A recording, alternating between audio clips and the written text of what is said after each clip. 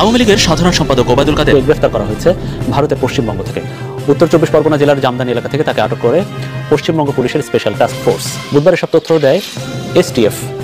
শেখ হাসিনার দেখা পেতে ভারতের আসামের একটি হোটেলে উঠেছেন ওবায়দুল কাদের। বেশ কিছুদিন ধরেই তিনি দলের সভাপতি শেখ হাসিনার সঙ্গে সাক্ষাতের চেষ্টা চালিয়ে যাচ্ছিলেন। তবে এখন তিনি মুখে মুখে যাই বলেন, ওবায়দুল কাদেরের সাথে তার সখ্যতাটা কিন্তু ছিল। আর শ্রোতায় এই মাত্র আবারও একটি ফোন কল রেকর্ড ফাঁস হলো শেখ হাসিনা। দর্শক শ্রোতা, ডক্টর ইউনূসকে সরাসরি ফোন করে এটা কি হুমকি দিলেন, যেটা শুনলে আপনারাও অবাক হয়ে যাবেন, এবং অবশেষে কি পদক্ষেপ নিচ্ছেন বাংলাদেশ এই বর্তমান যে সরকার। দর্শক শ্রোতা, আজকে ভিডিওটি খুবই ইম্পর্টেন্ট ভিডিও, যার কারণে সম্পূর্ণ ভিডিওটা না টেনে দেখতে চেষ্টা করবেন। তো কথা না বাড়িয়ে চলুন আমরা ভিডিও মূল আলোচনা চলে যাই। ভিডিও মূল আলোচনা চলে যাওয়ার আগে আপনার কাছে আমার ছোট করে একটি অনুরোধ, আপনার প্রত্যেক মুহূর্তের আপডেট পেতে চাইলে অবশ্যই চ্যানেলটি সাবস্ক্রাইব করে দেবেন এবং পাশে থাকা বেল আইকনটি ক্লিক করে দিবেন, তাহলে প্রত্যেক মুহূর্তের আপডেটগুলো সবার আগে পৌঁছবে আপনার কাছে। তো সব কথা না বেরিয়ে চলুন আসলে ঘটনাটি তাহলে বিস্তারিত দেখে আসি। শেখ হাসিনা পালিয়েছে 5 আগস্ট, অথচ 22 আগস্ট তাকে মাননীয় প্রধানমন্ত্রী উল্লেখ করে বিশেষ সম্মাননা পদক দেওয়ার নামে আর্থিক মঞ্জুরি প্রদান করেছেন মৎস্য অধিদপ্তরের মহাপরিচালক জিল্লুর রহমান। বিষয়টি জানতে মৎস্য ভবনে দেশ টিভি টিম খরচ না করে মঞ্জুরি প্রদানের বিষয়টি অকপটে স্বীকার করেন মহাপরিচালক। খরচটা কি হয়েছে আসলে? না, আসলে হয়নি। এটা অবজেকশন আসছিল নাকি? অবজেকশন। আচ্ছা, যে খরচটা হলো না তাহলে সেটা আপনি কিভাবে ছাড় করলেন? স্যার কোথায় হলো? এই যে আপনি স্বাক্ষর করেছেন। আমি এটা মঞ্জুরি প্রদান করেছি। উল্টো জানতে চান অর্থ লোপাট চেষ্টার এ তথ্য প্রমাণ কিভাবে পেল দেশ টিভি। এটা কাগজটা আমার অফিস থেকে গেছে, কিভাবে গেল? এটা কি আপনার? হ্যাঁ, আমার স্বাক্ষরিত। তার মঞ্জুরি পেয়েই 25 আগস্ট ক্রয় সরবরাহ ও সেবা বাবদ ব্যয়ের বিল তৈরি করেন প্রশাসনিক কর্মকর্তা মোহাম্মদ কামরুজ্জামান। এবার তার মুখোমুখি দেশ টিভি টিম। কামরুজ্জামানের দাবি, মহাপরিচালক মঞ্জুরি দেয়ায় বিলটি তৈরিতে বাধ্য ছিলেন তিনি। কারণ এটা কেন করে যে আমাদের ডিজি স্যাররা অনেক ধরুন প্রতিদিন শত শত স্বাক্ষরের বিষয় থাকে, তো সেটার হয়তো টাইম থাকে না।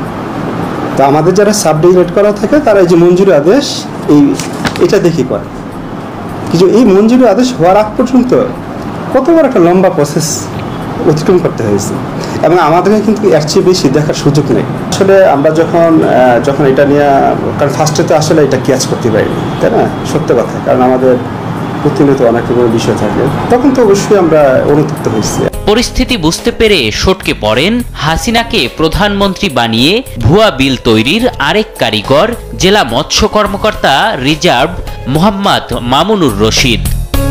বিষয়টি নিয়ে কথা বলতে এবার হিসাব মহানিয়ন্ত্রকের কার্যালয়ে দেশ টিভি।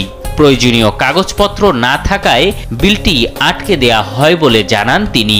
ওরা এখানে রেফার করার পরে কিন্তু আমরা পাস করি নাই, ঠিক আছে?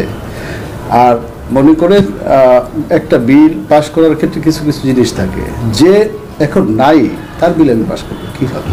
যতক্ষণ পর্যন্ত প্রপার অথরিটি যা ইচ্ছা করুক গিয়া, প্রপার অথরিটি প্রপার কাজ সুষ্ঠুভাবে সমাধান হয়েছে এই ধরনের ডকুমেন্ট আমাদের কাছে না দিব, ততক্ষণ পর্যন্ত আমরা কোনো বিল পাস করবো। তার মানে তারা তো বিষয়টা এক প্রকার তারা হয়তো বুঝে ফেলছে, ইতিমধ্যে বুঝে, এবং শুধু দায়িত্ব এই বিলটা পাঠানোর পরে আমি দায়িত্বশীল যারা তাদেরকে বলছি যে আপনাদের এই কাজগুলি ঠিক না। পালিয়ে যাওয়া সাবেক প্রধানমন্ত্রী শেখ হাসিনাকে সম্মাননা জানাতে ক্রেস্টের বিল ধরা হয়েছিল 1,71,000। তো দর্শক, আপনার ভিডিওটি দেখলেন, ভিডিও দেখে যদি আপনার কোনো মন্তব্য থাকে তাহলে অবশ্যই কমেন্ট বক্সে কমেন্টে আপনার মূল্যবান মন্তব্য জানিয়ে দেবেন। দর্শক, এখন আমরা পরবর্তী আরেকটি ভিডিও দেখবো, যেটা দ্বারা আমরা আরও কিছু তথ্য আমরা জানতে পারবো। তো চলুন আমরা সেই ভিডিওটি বিস্তারিত দেখে আসি। ভাবিয়ে কয় মোটামুটি মনে একটা ভাগাভাগি হয়ে গেছিল। লিপনে ঘুম পাড়াইতো দুইজনকে, আবার ওবায়দুল কাদেরকে ঘুম পাড়াইতো আরেকজনকে, এমন নিউজ কিন্তু গণমাধ্যমে আসা শুরু হয়েছে। ভাবা যায় আমাদের নিউজের হেডলাইন কি? ওবায়দুল কাদেরকে ঘুম পাড়ানো নিয়ে মুখ খুললেন অভিযুক্ত নায়িকা।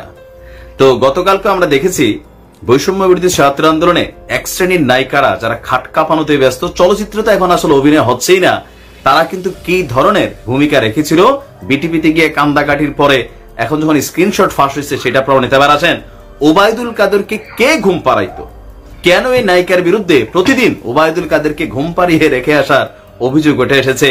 তবে এখন তিনি মুখে মুখে যাই বলেন, ওবায়দুল কাদেরের সাথে তার সখ্যতাটা কিন্তু ছিল। আর ওবায়দুল কাদের সাহেব বাংলাদেশে এই পর্যন্ত যতগুলা মন্ত্রী ছিল আওয়ামী লীগের মধ্যে একটু হাস্যরসময়, একটু কবি, একজন লেখক, পাশাপাশি তিনি রাজনীতিও করেছেন। তো সকল কিছু মিলিয়ে সব অঙ্গনেই তার একটা কি বলা হয় যে ধরেন মানে ভূমিকা ছিল।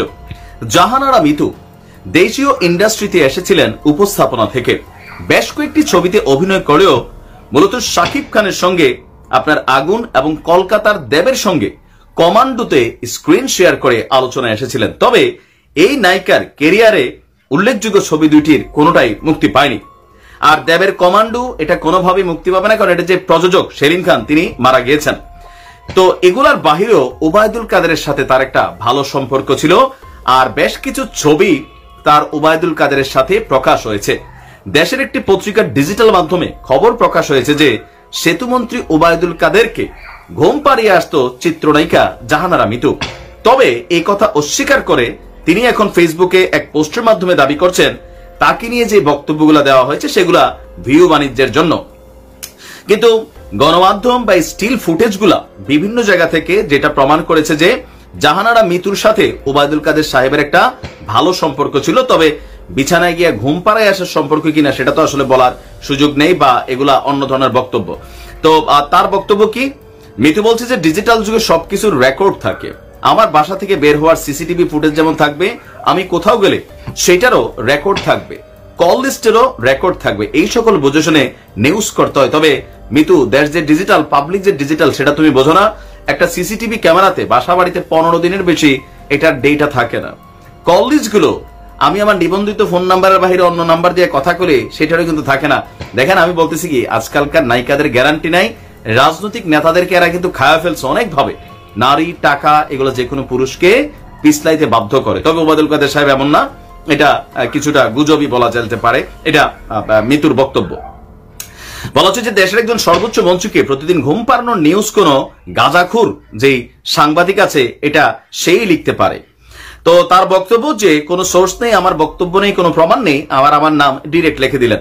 একজন রাজনৈতিক ব্যক্তির নামে ভিউ বলে ভিউ বাণিজ্যে এতটা নিচে নামলেন। একটাবার ভাবলেন না মেয়েটা আসলে কোনোদিন ওই ভাইয়ের সাথে একা দেখা করছে কিনা, আপনার ছবিগুলোর কারণে আসলে আপনি ঝামেলায় পড়ছেন। তো তার বক্তব্য যে তিনি স্বীকার না করলেও গণমাধ্যমগুলো বলছে ওবায়দুল কাদেরের সাথে জাহানারা মিতুর সখ্যতা ছিল। বই মেলায় ব্যস্ততা সত্ত্বেও ওবায়দুল কাদের নায়িকার কবিতার বইয়ের মোড়ক উন্মোচন করতে যান। ওই ভিডিও সংবাদেই এমনটা বলা হয়েছে যে একই সঙ্গে দেখানো হয়েছে কিছু চিত্র। তো মিতু বলছে আমার কোনো পুরুষকে ভালো লাগে না, তিনি আসলে কোনটা, রূপান্তর কামী নাকি আমি জানি না, আমি কাউকে বিশ্বাস করতে পারছি না। অনেক ইন্টারভিউতে বলেছি আমার থেকে একদিনের বড় কোনো ছেলেকেও আমার ভালো লাগে না, ইয়াং চায়। গত 3.5 বছর আগে এমন এক ধোঁকাবাজের সাথে সম্পর্ক ভেঙেছি যে এরপর সম্পর্ক জিনিসটাই আমার প্যারা মনে হয়। আমরা জানি আমাদের মিডিয়াতে এগুলাই চলে, বিয়া শাদীর দরকার নাই, কামাই থাকতে জামের দরকার কি, মাঝে মাঝে ভাইদেরকে ম্যানেজ করে চলতে হয়।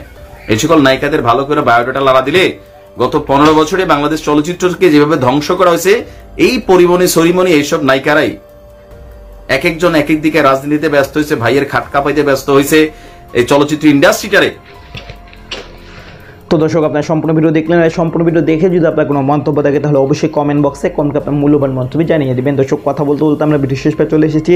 ভিডিও শেষ করার আপনার কাছে আবার অনুরোধ করছি, আপনার প্রত্যেক মুহূর্তের আপডেট পেতে হলে অবশ্যই চ্যানেলটি সাবস্ক্রাইব করে দেবেন এবং পাশে থাকা বেল আইকনটি ক্লিক করে দেবেন, তাহলে প্রত্যেক মুহূর্তের আপডেটগুলো সবার আগে পৌঁছবে আপনার কাছে। তো সবাই শেষ করে সবাই ভালো থাকবেন, সুস্থ থাকবেন, আল্লাহ হাফেজ।